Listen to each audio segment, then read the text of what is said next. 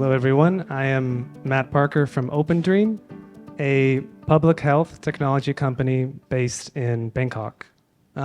Most of us have probably heard of wastewater-based epidemiology, but what about wastewater surveillance and animals or animal pathways? Wastewater-based epidemiology is effective because it complements other types of surveillance. It can detect infections outside of clinical testing days to weeks before cases show up in hospitals. We also know that a wide variety of high-risk viruses are detectable in human wastewater. Coronaviruses, influenza, dengue, Zika, but when it comes to animal wastewater, research tends to focus on food and food security, E. coli, for example.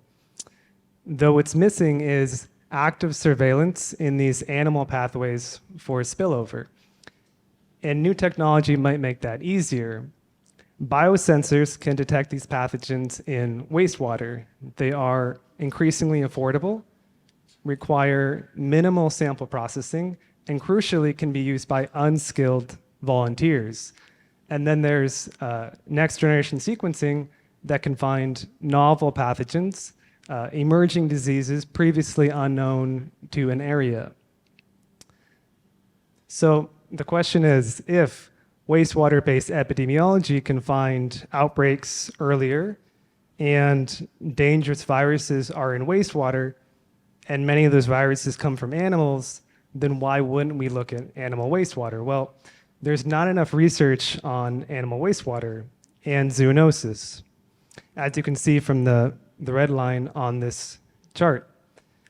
And crucially, much of this research is from rich countries that have good wastewater treatment plants. And the fact is that lower income countries don't have these plants and are the most likely to have a spillover event. Which is why the green line on this graph is important. It's from a study in Thailand that looked at rural wastewater sample sites, and it found that SARS-CoV-2 could be detected 20 days earlier than clinical testing. It didn't look at animal wastewater, but it does show that you can do this type of surveillance in rural settings. There is a lack of focus and attention on animal wastewater. And this is actually an opportunity for participatory surveillance, especially in local communities. For example, volunteers could help collect and test the samples of animal wastewater and then upload photos of the results to a One Health system. And then the same sample could be sent to labs for sequencing, finding viruses that you didn't know were floating around before cases show up in hospitals. You could test this idea by looking at a limited number of pathogens and try a community usable biosensor. It could be as simple as adding a wastewater report type to an existing system like PAWDD.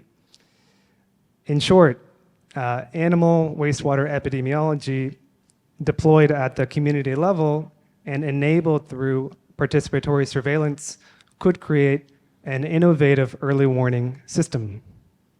Thank you.